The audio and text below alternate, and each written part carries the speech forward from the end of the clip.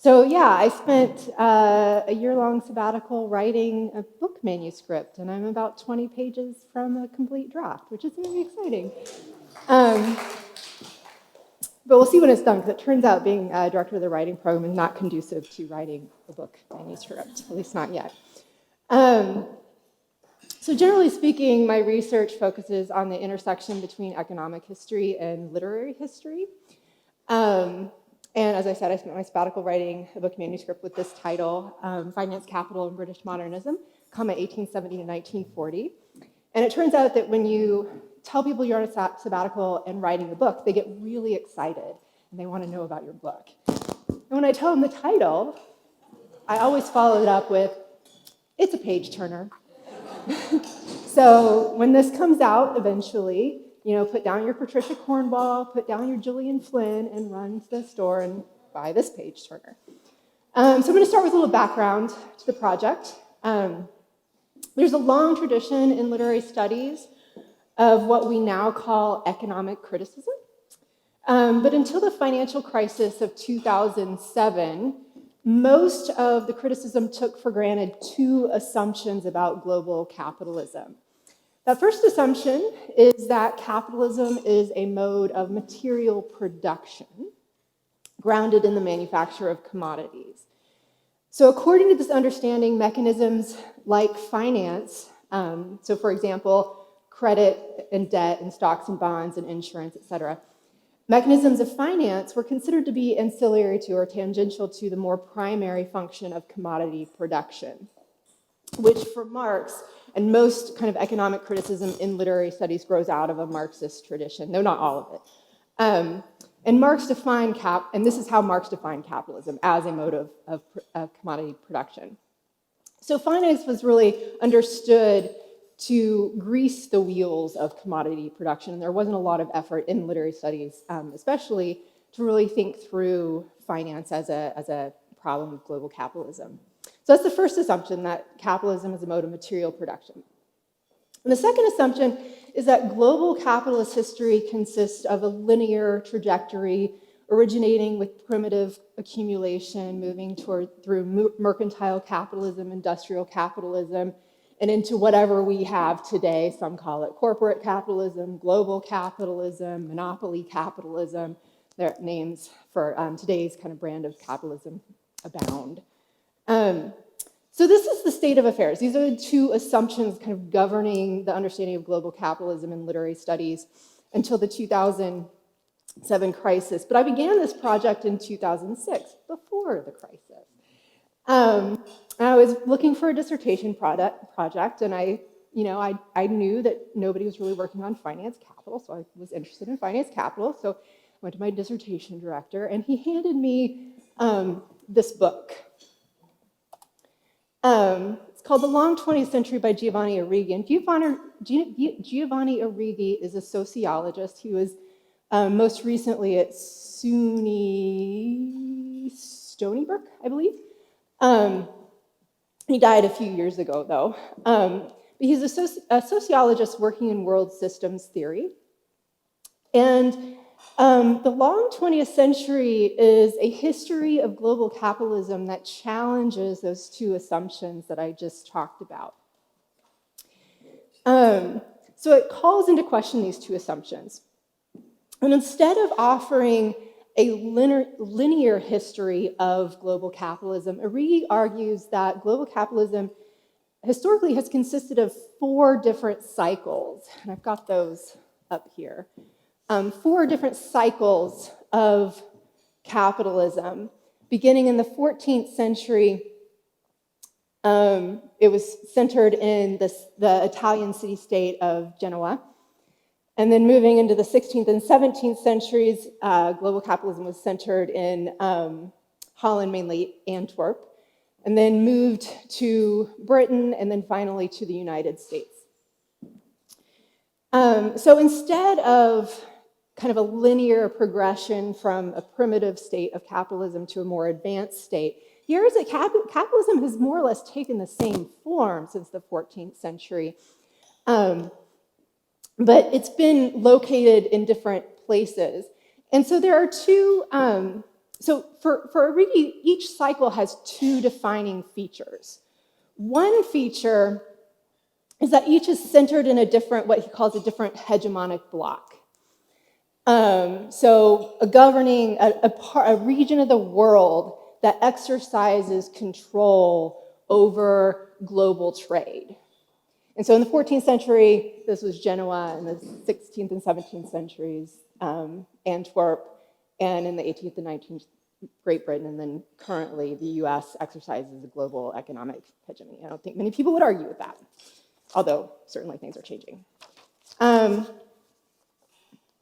Okay, so each is centered in a different governing block. And then more importantly, for my argument, each consists of two phases. A phase in which capital accumulates primarily through commodity production, so an industrial phase is what he calls it.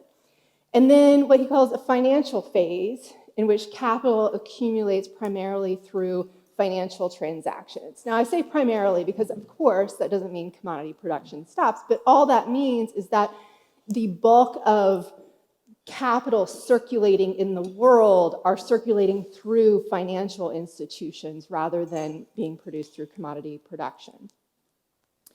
So the implications of Arrighi's argument for understanding not only of global capitalist history, but for my interest, for literary history, those implications are pretty profound. So first of all, his argument implies that it might be more productive to theorize capitalism not as a mode of production, but as a mode of accumulation. So in his model, finance is as much a defining feature of global capitalism as commodity production. And so even though his work comes out of a Marxist tradition, this is an important break with that tradition. But finance doesn't produce capital so much as accumulate capital and concentrate capital in the hands of fewer and fewer people, which is, and spoiler alert, we're in the midst of a financial phase, which helps to explain the increasing wealth gap that we're witnessing right now. So secondly, his argument implies that there are certain historical periods when finance, not commodity production, is the dominant mode of capital accumulation.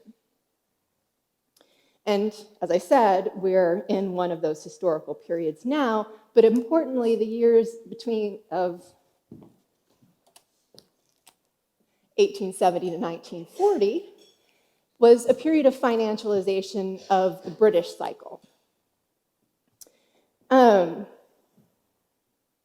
And if it is the case that during certain historical moments, finance dominates global capital accumulation, then my question is, how might the dominance of finance infuse literature of those periods? So and not just literature, cultural production in general. I just happen to look at literature, but we could look at other kinds of cultural artifacts like film and television, et cetera. So that's the kind of overarching research question of my project, is how does the dominance of, or how does the transition from an industrial economy in 19th century Britain to a financialized economy in the late 19th century infuse literature of this period between 1870 and 1940? Okay, so to understand that, or to answer that question, we first need to understand why global capital vacillates between industrial capital and finance capital, between these two phases. So let me explain that a little bit. And again, this is according to Arrighi's argument.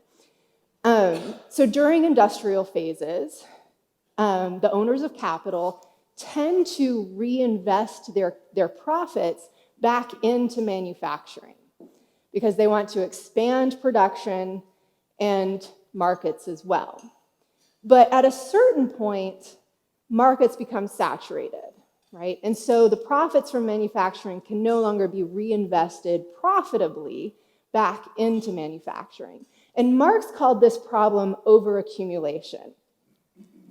And for Marx, this is kind of a defining problem for capitalism that causes it to constantly kind of work towards moments of crisis.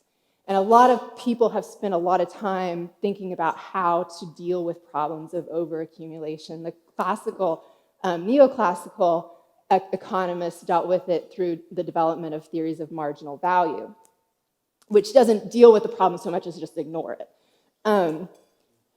But David Harvey, who some of you he's a geographer at CUNY, the graduate school at CUNY.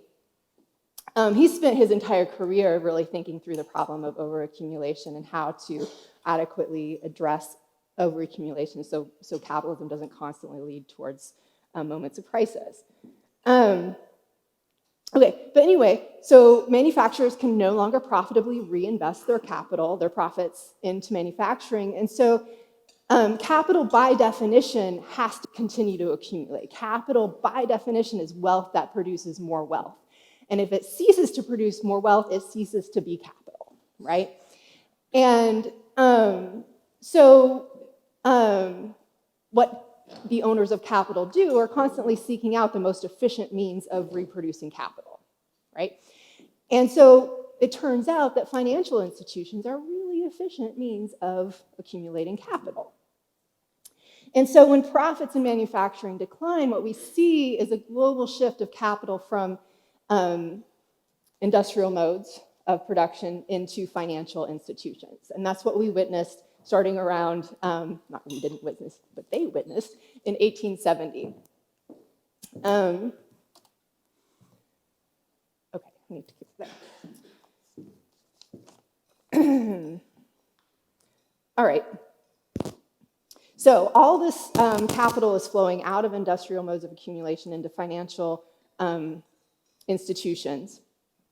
And a minute ago, I gave you a few examples of some financial transactions: insurance, credit, investments in stocks and bonds, speculation in futures markets, and real estate speculation. But I want to take a minute to dig a little bit deeper into what finance capital is. Like, what are some of its defining features? So to do that, let's compare it to industrial capital. Industrial capital is capital that is bound up in the production of commodities. It consists of raw materials, the fixed capital of the built environment, so like factories, delivery trucks, roads, things like that, labor, and of course the finished commodity itself.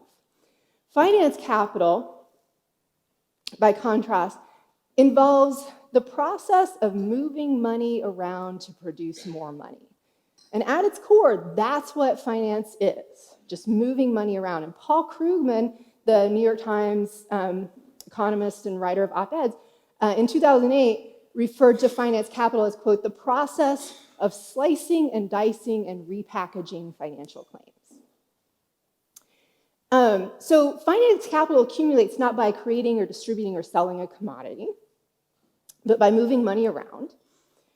Now, sometimes to make that happen, you need to have a transaction of some sort in which a commodity changes hands. And so a really great example of that is like a home mortgage, right? So when I make this argument, people often bring up homes as an example that I use as finance capital, and they're like, but that's a commodity. It is a commodity. Home is a commodity. But if you think about the capital that is generated from selling a home, the amount of capital that's generated, the bulk of it comes out of the financial transaction of taking out a home mortgage rather than selling the home. So what happens when you take out a mortgage is you buy a house for, say, $200,000. And the seller of that house, for sure, hopefully makes some money. But you know who makes most of the money? It's the bank that gives you that mortgage. Because you might note on your mortgage statement every month, especially when you start to pay off that mortgage, more of your money is going to interest than it is to going to your principal, right? So like a $200,000 home loan, a bank is going to make like $100,000 on that or more over the course of 30 years, depending on your interest rate. That's a lot more than the seller makes in profit from selling the house, right? But it doesn't stop there. So the 2008 crisis, home mortgage crisis, really taught us about how much finance capital can circulate around a single home sale. Because what catalyzed that crisis was what was happening was mortgage lenders were then selling your mortgage to banks, and then banks were bundling a bunch of mortgages up and selling those to large financial institutions whose customers were investing in them, right?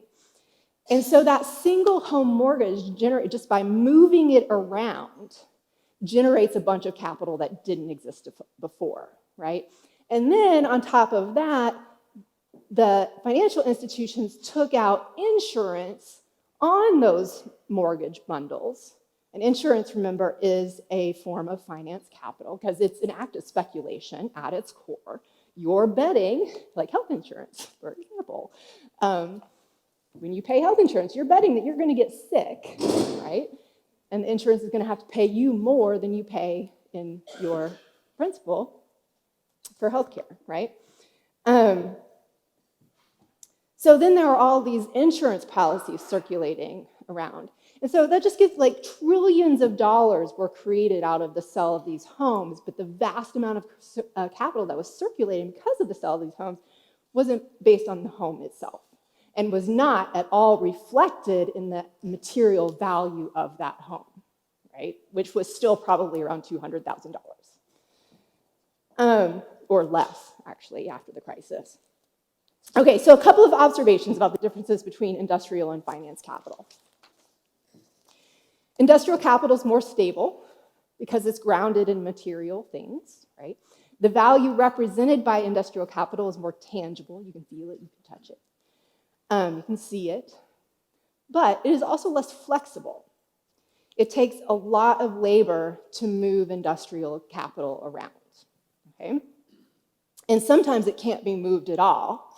And that's what we're witnessing in the Rust Belt, right? Is a whole bunch of capital, a fixed capital in the form of factories that can't be moved. And so they're rusting, and just capital is just deteriorating before our eyes, right? In the form of those rusting factories.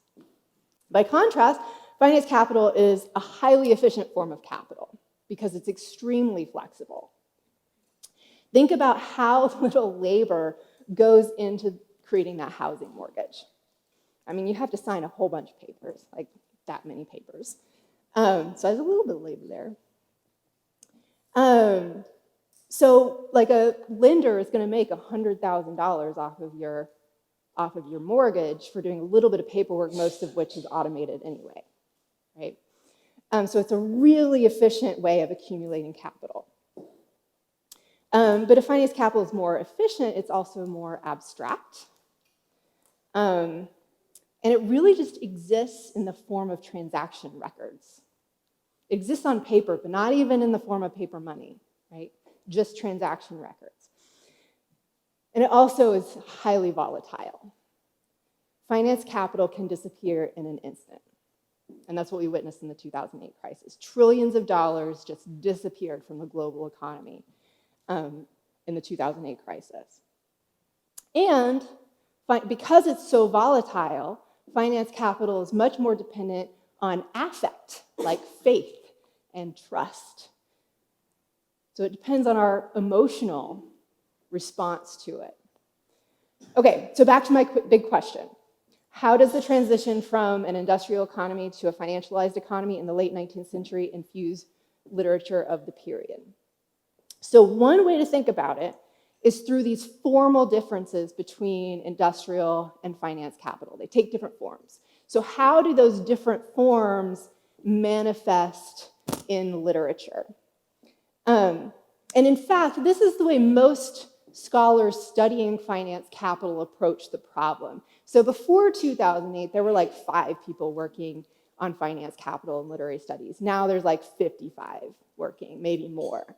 But there's been an explosion of work on finance capital since the crisis. And honestly, I attribute my having a job to having worked on finance capital in 2008, because I went on the job market in 2010 and everybody wanted to talk about finance capital. And so there's been an explosion, but most of the people working in the field that has become known as critical financial studies in literary studies most people working in the field really are looking at the formal differences between industrial capital and finance capital, and looking at how that finds its corollary in different literary forms as well. And I take that tack as well. My first chapter in the book is really devoted to that problem. But I also take another tack, which I'm going to circle back to in just a minute. So hold on. But first, my argument about how the formal differences between industrial capital and finance capital influence literature of this period. To answer this question, we have to start in the 18th century. So recall that the British cycle of accumulation started in the 18th century. There was a financial phase in the early to mid 18th century that oversaw the transition from Dutch hegemony to British hegemony. That's one of the things that happens during financial phases, because again, that highly flexible finance capital is looking for more efficient ways of accumulating. And so one of the things it does is it goes outside its home market to look for new markets, right? And so during these periods, you see an exodus of capital out of the hegemonic bloc, which is what we're experiencing in the US right now. And that happened, so capital was leaving Antwerp, and it was being filtered through Antwerp's international banking networks. And a lot of it was flooding into Great Britain. Not all of it, but a lot of it was flooding into Great Britain and building up Britain's industrial base.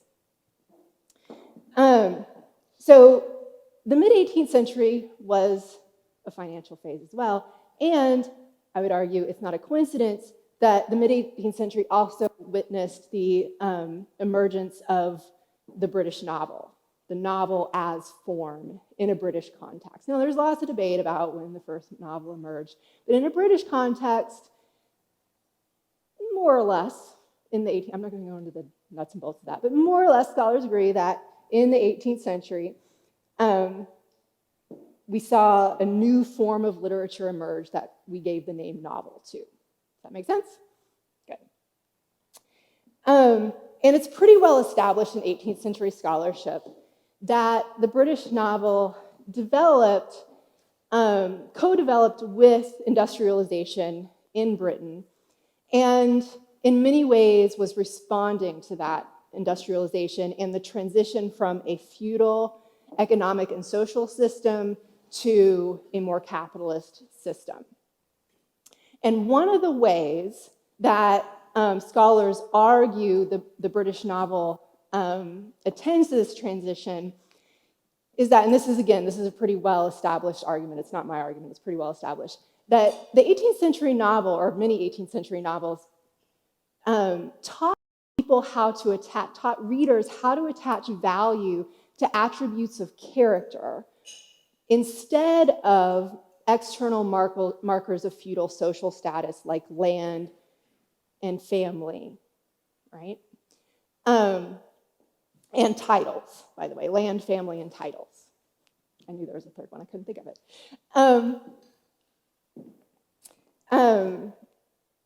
And so to give you an example of how this plays out, a really kind of simple, most often cited example of how this plays out, there's a novel by Samuel Richardson. It's called Pamela. You may have come across it, probably not though.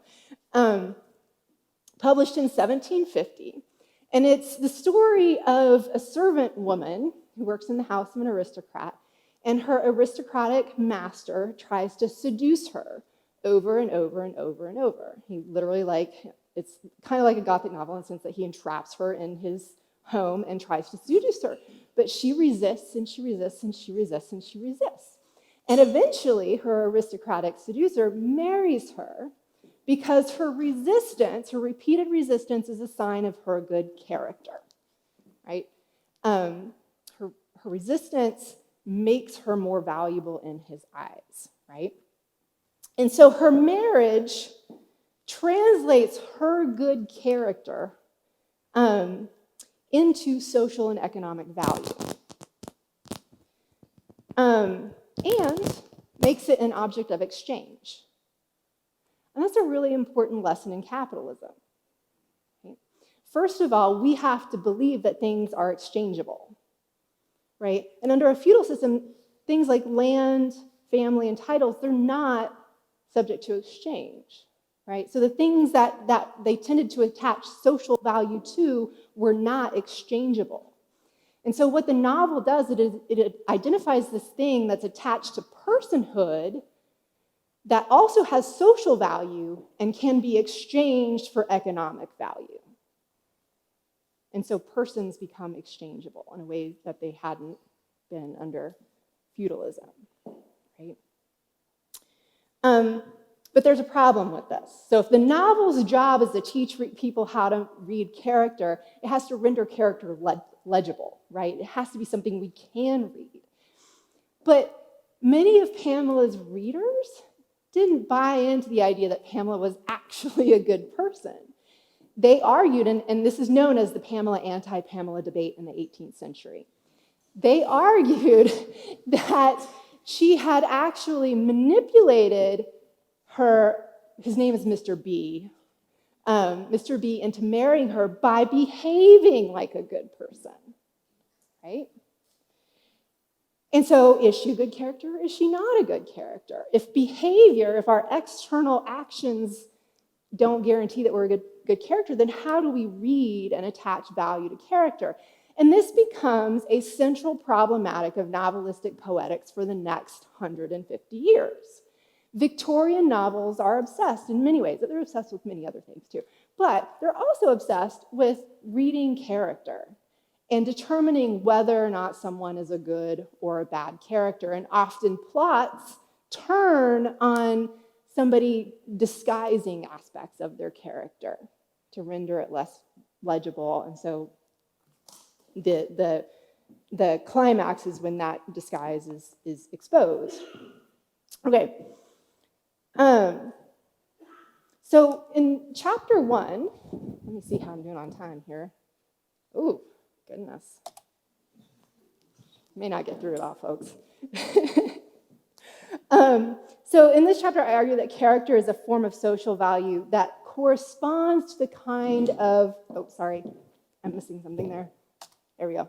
So chapter 1, from Victorian character to modernist subjectivity, I argue that character is a form of social value that corresponds to industrial capital. It's a thing that is supposed to be manifest in the material reality of actions, right?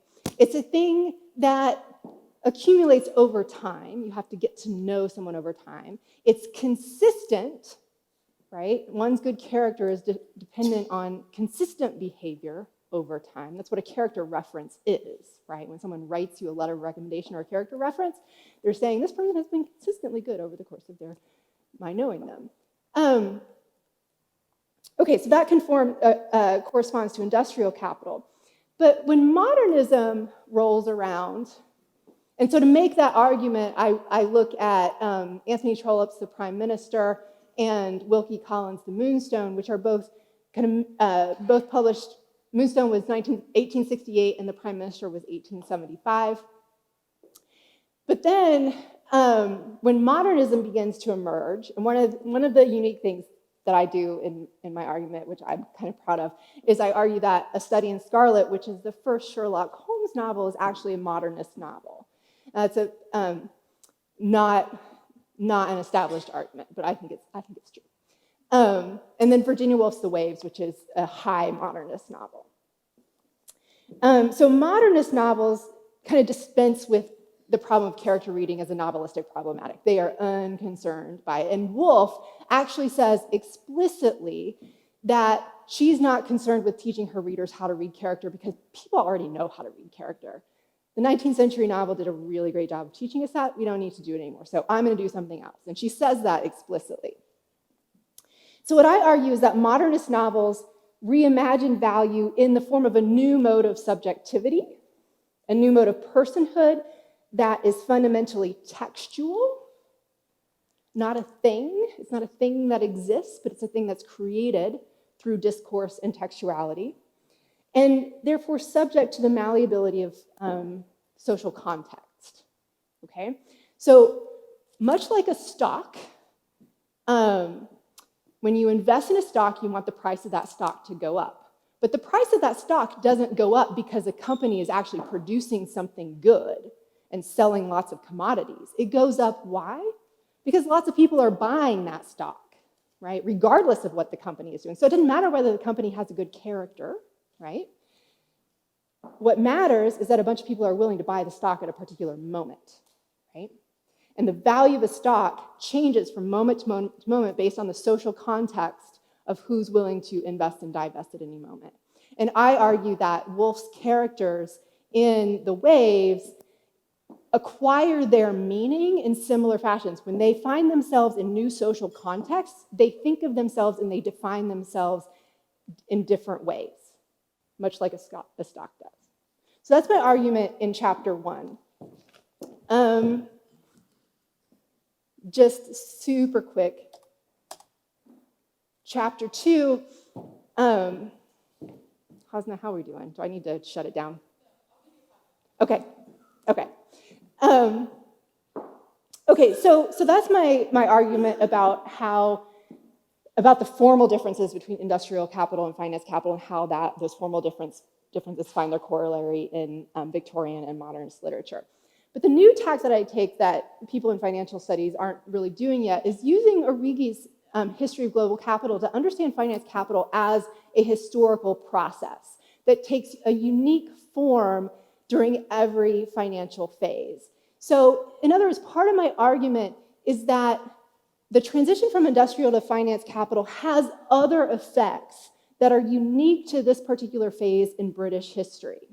So an example would be that during this period, capital flows from the manufacturing centers that had been spread throughout Britain, in Manchester, Birmingham, and other areas, into London's international banking networks.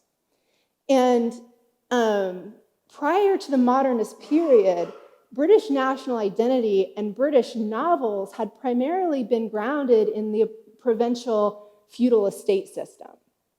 So most Victorian novels, even a Dickens novel set in London, is actually much more oriented around the values and assumptions, and to some degree the economics, but especially the social system and the social hierarchy of the feudal system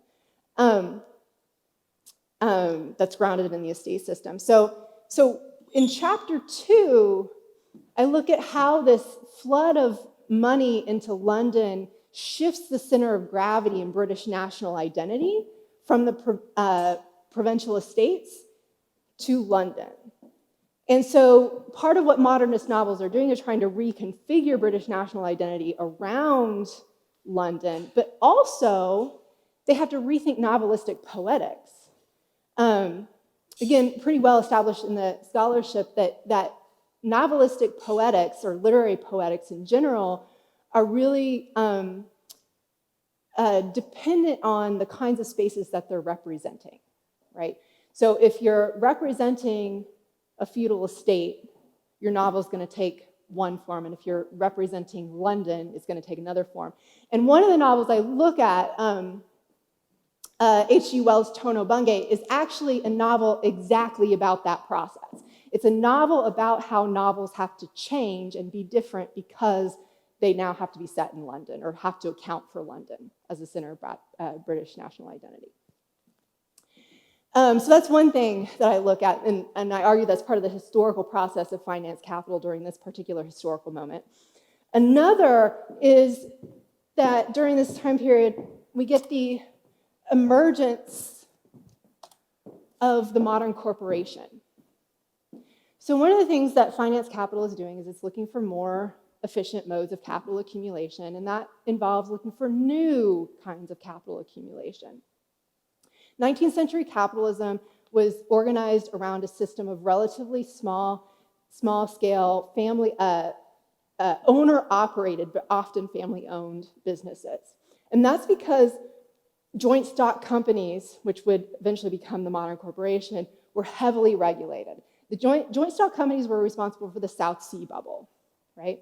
They're highly volatile economic institutions because you can invest and divest with ease. They're basically objects of financial speculation. And so they were heavily regulated because of the South Sea bubble. And to get a corporation, every corporation had to be chartered by the government, which meant that it was really hard to do. So there weren't very many of them. It was also illegal for one company to own another company. And so companies were relatively small in scale. But this changes in the mid-19th century when a series of laws were passed in Europe and the United States that legalized limited liability, investor ownership, and vertical integration. And those are the three defining features of the modern corporation: investor ownership, limited liability, vertical integration. And what you get with vertical integration is really interesting because what you get is the financialization of industrialism. Got it. Because an industrial business, and I'll use General Motors as an example. GM is a great example of a corporation that we think manufactures cars. But most of GM's wealth does not come from the manufacture of cars. It comes from their financial wing. Prior to the mid-19th century, that would have been illegal.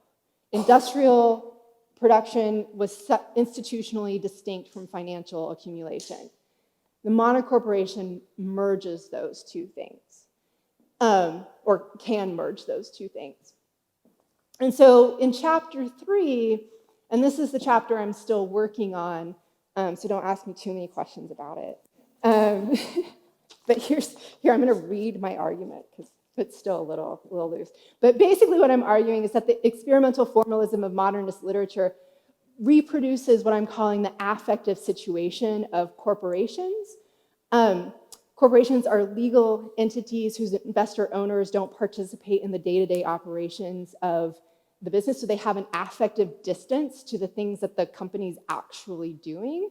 And by the way, I argue that that's Conrad's argument in several of his novels. So Conrad, everybody knows that Joseph Conrad is making a critique of imperialism. That's agreed, but nobody can really agree on what that critique actually is. So what I argue is that his critique is directed at a system of imperialism increasingly organized around the modern corporation, in which the people who own the capital are not actually in the places where the capital's having its effect, right? So that's his argument, and then I use that argument to make another argument about modernist poetry. And my argument is that it's trapped in a state of affective suspension. So I will leave it at that. Don't ask me too much about what affective suspension means. I'll get back to you in a few months. But do we have time for questions? Or okay, questions.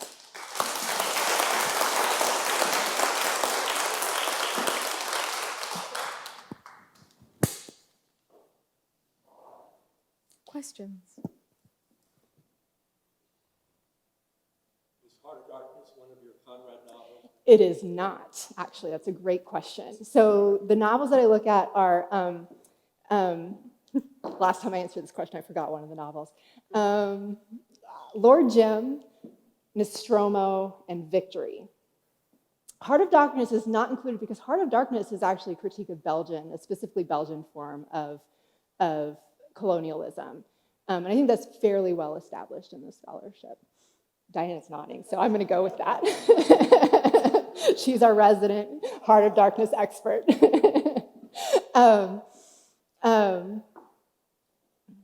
So yeah, it's not. These novels just are doing different things than Heart of Darkness, and that's why I use them.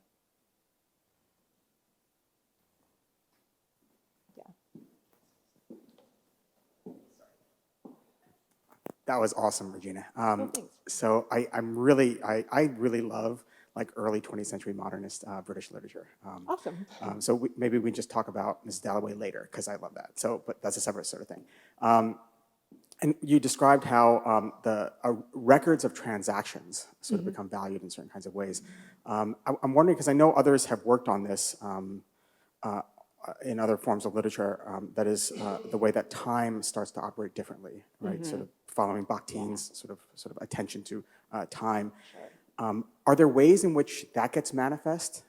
That is the way that the speed, the rapidity at which finance capital moves compared with the kind of clunky industrial capitalism moving a bunch of stuff around the globe? Yeah, so that's not something I spend a lot of time thinking about, but there are people out there in critical financial studies who are writing about that. Not any modernist scholars. They tend to be contemporary. So to my knowledge, I'm the only British modernist scholar who's writing about finance capital, to my knowledge, right? There may be some out there that I'm not seeing. But most of the work in critical financial studies is done in 18th and 19th century British studies and then contemporary American studies. So the work on time is actually being done with postmodern literature, American postmodern literature mainly. And I can't articulate any of the arguments for you right now. I've read them, but I've read a lot of stuff. Yeah, good question. So I think my question is connected, actually. And it's about time, but also about kind of the notion of commodity that you're using. Because one standard way of understanding finance is that it's commodification of time, right? And I'm wondering if the notion of commodity that you're using is so tethered to the material that then it doesn't, I'm wondering what happens, or what happens with the commodification of time within your argument. And relatedly, I'm wondering what happens to services in your kind of classification of the two types of capitalism, because services are not necessarily material objects, and if they fall within financial or industrial capitalism. And with that, kind of what happens with commodity fetishism as a whole, because the effective part of capitalism is not just, it seems to me, in my reading of Marx, just in financial capitalism, but it's in all capitalism.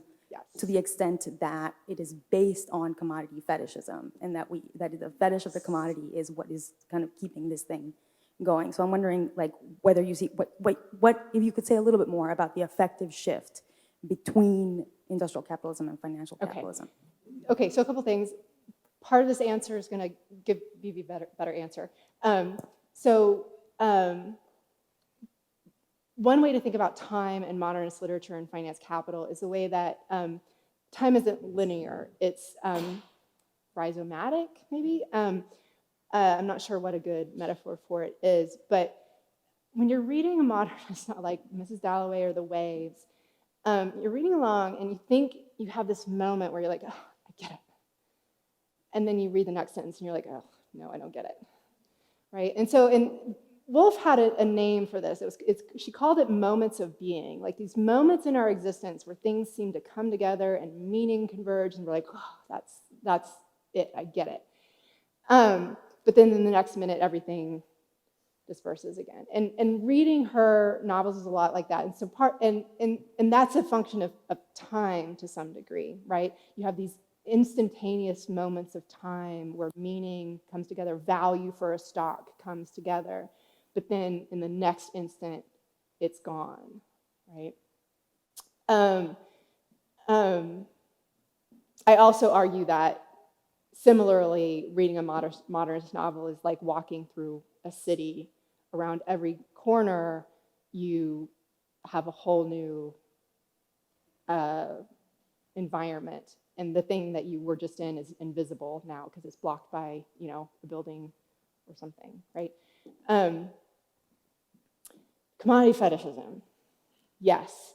So this goes back to the idea of affect, because there's like commodity fetishism is an argument about affective distancing, right? We have these relationships with people that are symbolized in this commodity, the chair, all the people whose labor went into the production of this chair. I have a relationship with them when I sit in that chair, but that relationship is invisible to me, and I have no affective relationship. And so you're absolutely right that is part of capitalism, but it's less visible than, or I should say, to Joseph Conrad, who was looking at modern corporations And a lot of people during this time, John Maynard Keynes was a great example, but a lot of people living during this time, Thorstein Veblen, were very skeptical about modern corporations and the virtues of modern corporations for human well-being, right? And so my argument is not necessarily that in reality the forms of affect are different, but they appear differently at these different historical moments, right?